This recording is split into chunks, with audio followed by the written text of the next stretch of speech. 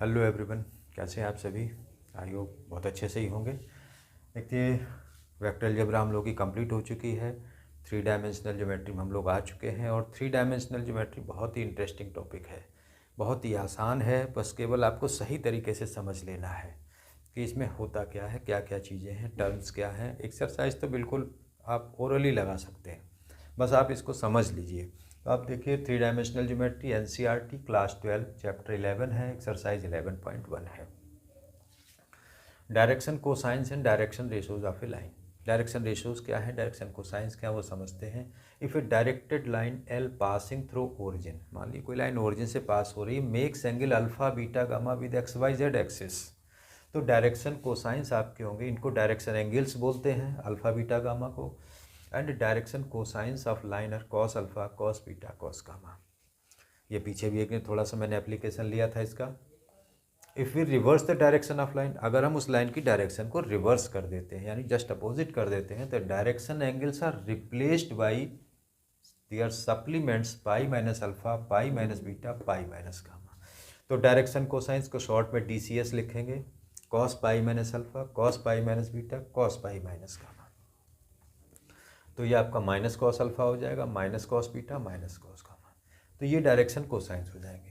तो इसमें क्या है कि मान लीजिए कि आपने किसी लाइन के डायरेक्शन कोसाइंस लिखे हैं, मान लीजिए ABC है, या एग्जाम्पल में देखें, मान लीजिए 1 - 2 1 लिखा है आपने, और आंसर में आपका ये भी आ सकता है -1 2 -1। तो आप ये देखेंगे एक ही लाइन के डायरेक्शन कोसाइंस है, तो हम उनके साइंस को अपोजिट कर सकते हैं अपने हिसाब से। जो भी आंसर आ रहा उस हिसाब से आप चेंज कर सकते हैं। एक बात का ध्यान रखना है कि कभी भी डायरेक्शन कोसाइंस और डायरेक्शन रेशोज़ पे ब्रेसेस का एप्लीकेशन नहीं लिया जाता। इस तरीके से हम नहीं लिखते हैं। देखिए, मैंने ओपन ही लिखा है, इस तरीके से आप लिख देंगे तो आपका रॉन्ग हो जाएगा। डायरेक्शन कोसाइंस को जनरली हम लोग LMN से डिनोट करते हैं। आप किसी भी बुक में देखें, चाहे RD शर्मा देखें, चाहे RS अग्रवाल में देखें, या अदर कोई बुक्स, तो सिंबल LMN ही मिलेगा। मान लीजिए आपको दो लाइन के देने हैं, तो L1 M1 N1, L2 M2 N2, 3 लाइनें L3 M3 N3, इस तरीके से आप ले सकते हैं इसको।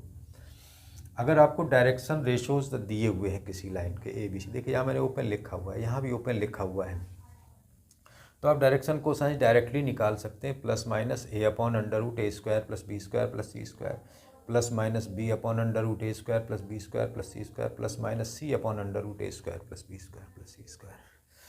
तो ये आपने इस डायरेक्शन रेशो से डायरेक्शन कोसाइन निकालने का ये केस है।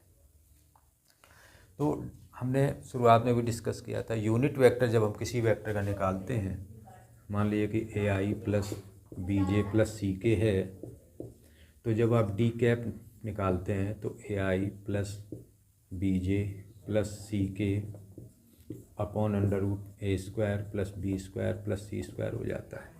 तो वही देखिए, A/√A² plus B² plus C², B/√A² plus B² plus C² और C/√A² plus B² plus C²। यानी आपको कंफ्यूज नहीं होना है। यूनिट वेक्टर में जो IJK के कोफिशिएंट बनेंगे वो आपके डायरेक्शन कोसाइंस हो जाएंगे, और जो जनरल वेक्टर में बनेंगे वो भी थोड़ा आगे टर्म्स लेंगे कि डायरेक्शन रेशो, डायरेक्शन कोसाइन में अभी आपको थोड़ा कन्फ्यूज़न लग रहा होगा कि ये क्या चीज़ है। बिल्कुल कुछ भी नहीं है, आप परेशान मत होइएगा उसमें कि ये कौन से टर्म आ गए हैं। बिल्कुल जो आप पीछे पढ़ के आए हैं वेक्टर अलजेब्रा में वही है ये टर्म्स। केवल आपको थोड़ा सा पेशेंस रखना, अभी जब हम आगे डिस्कशन में लेंगे तो आप इसको आसानी से समझ लेंगे। आप ये नोट कर लें, उसके बाद हम आगे बात करते हैं।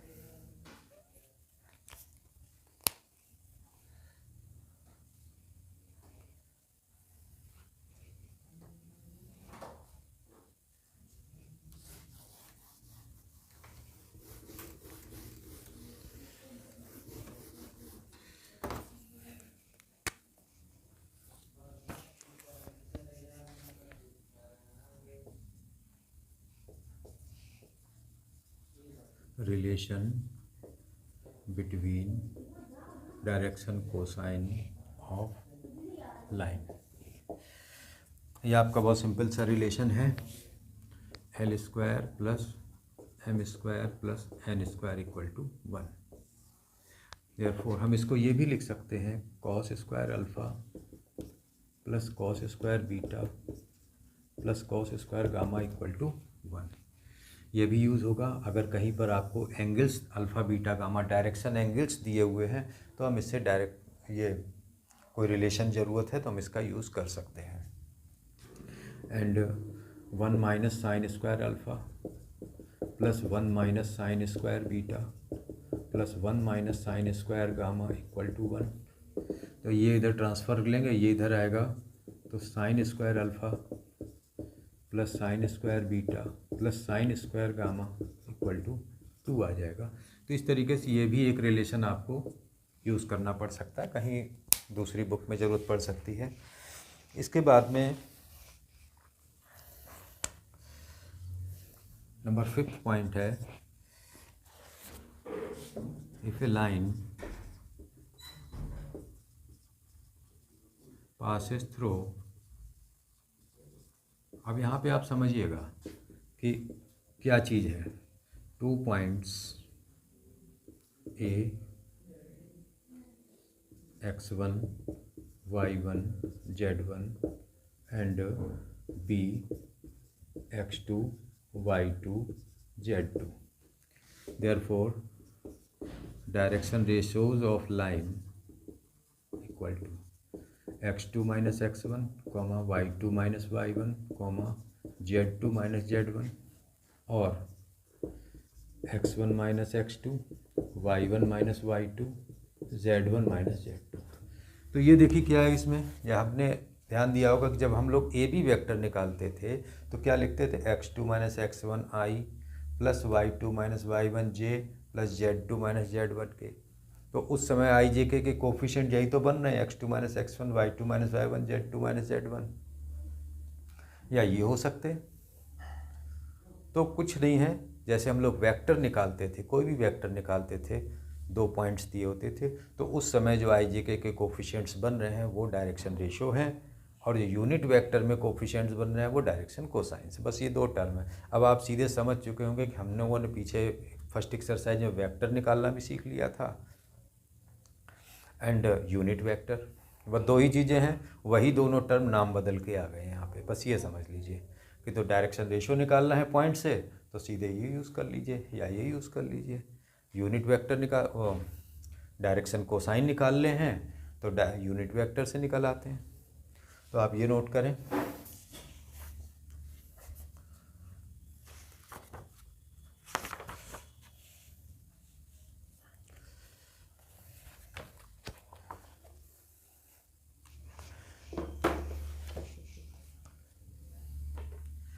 बाकी मेरा जो कहना है, इस चैप्टर की थ्योरी को आप एक बार ज़रूर पढ़ लीजिएगा, सारी चीज़ें आपको यही मिल जाएंगी और बड़े आसानी से आप समझ लेंगे। एक्सरसाइज तो आप ओरल सॉल्व करेंगे, देखिए 10-15 मिनट में एक्सरसाइज आपकी सॉल्व हो जाती है।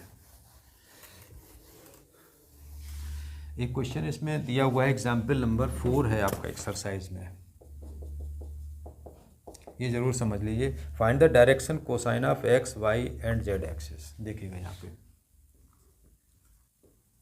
X axis makes angle 0 degree with x axis, 90 degree with y axis, 90 degree with z axis. Therefore DCs of x axis equal to cos 0 cos 90 cos 90 equal to 1 0 0. Y axis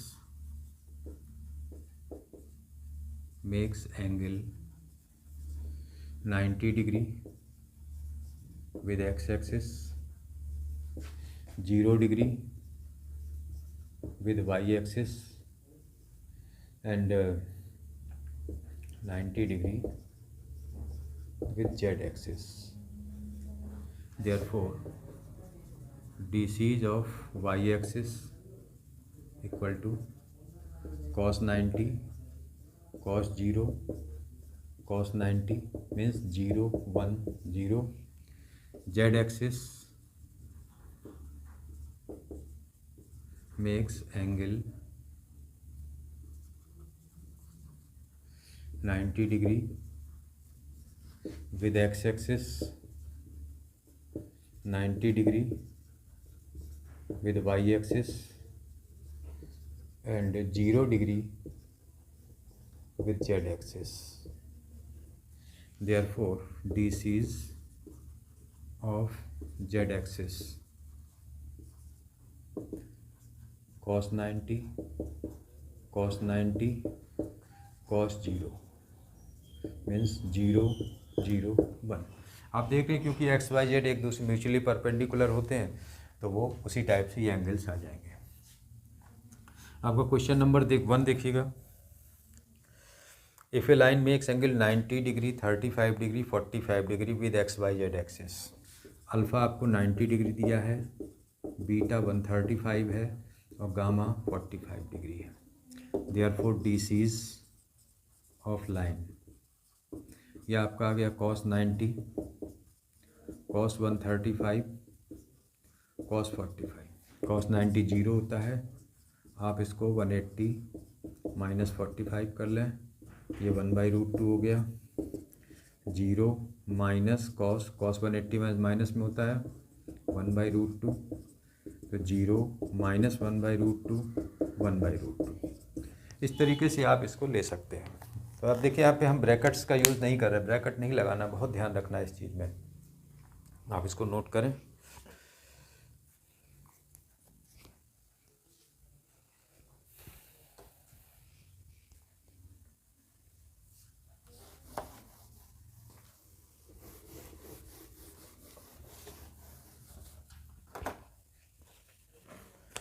question number 2 देखिएगा। Find the direction cosine of line which makes an equal angle with coordinate axis. Since line makes equal angle with coordinate axis, therefore L equal M equal to N, क्योंकि direction cosines equal होंगे। Therefore since L square plus M square plus N square equal to 1, L square plus L square plus L square equal to 1, 3L square equal to 1, L square equal to 1/3, L equal to plus minus 1/√3। Therefore DCs of line 1/√3 1/√3 1/√3 और minus में लिख सकते हैं 1/√3 minus 1/√3 minus 1/√3। इस तरीके से आप direction cosine इसके निकाल लेंगे।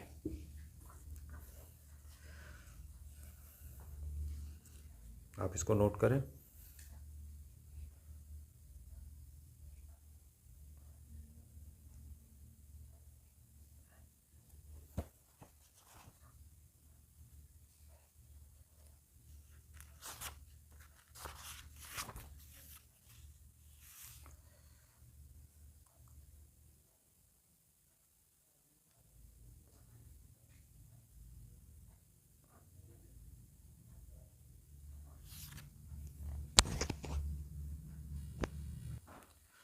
क्वेश्चन नंबर 3 देखिएगा। आपको if a line has the direction ratios, आपको DRs दिए हुए हैं, DRs ऑफ लाइन, ये -18 12 and -4। Therefore DCs of line -18 upon under root -18 square plus 12 square plus -4 का square, 12 upon -18 square plus 12 square plus -4 square and -4 upon under root -18 square plus 12 square plus -4 का square. देखिए -18 upon under root 324 plus 144 plus 16, 12 upon under root 324 plus 144 plus 16 -4 upon under root 324 plus 144 plus 16 है, तो -18 upon under root, ये आपका सम हो जाएगा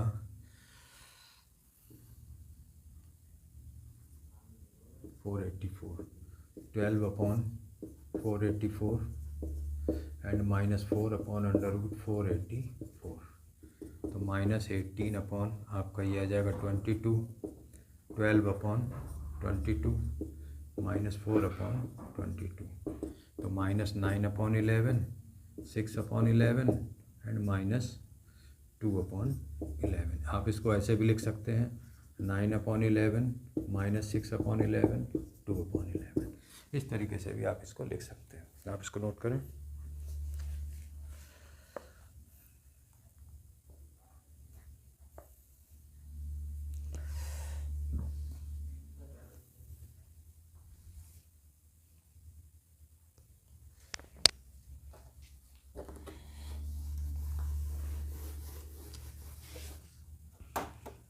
इसके बाद क्वेश्चन नंबर 4 दिया हुआ है,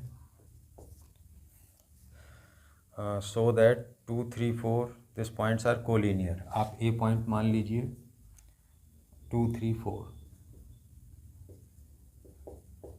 बी पॉइंट ले लीजिए -1, -2, 1, -1, -2, 1, और सी पॉइंट ले लीजिए 5, 8, 7। ये आपको एग्जाम्पल भी दिया है। आप क्या निकालेंगे, DRs of AB।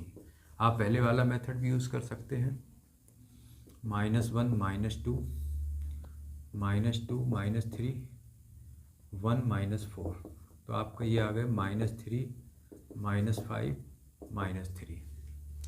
And DRs of BC निकालिए, तो ये आपका आ गया 5 -1, 8 -2 एंड 7 -1, तो ये आपका आ गया 6, 10 and 7 -1 6।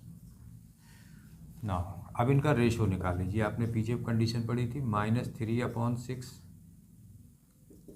Equal -5 upon 10 equal -3 upon 6 equal, देखिए -1/2 दोनों ही केस में, तीनों केस में आ रहा है। Therefore AB parallel BC but point B is common, ये पॉइंट कॉमन है ये, तो देयरफॉर ABC आर कोलिनियर। बस इस तरीके से आपका सवाल सॉल्व हो जाएगा। कभी भी लाइंस को पैरेलल शो करना है, DRs का रेशो देख लीजिए, पैरेलल शो हो जाएगा। आप इसको नोट करें।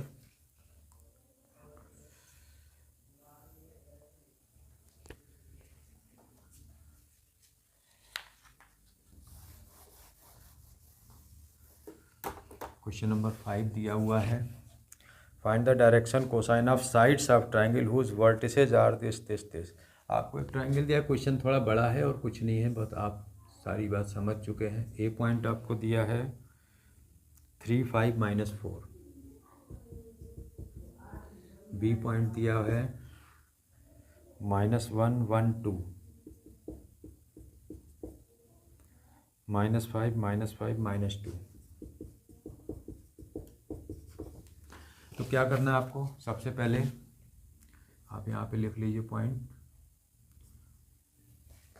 3, 5, -4,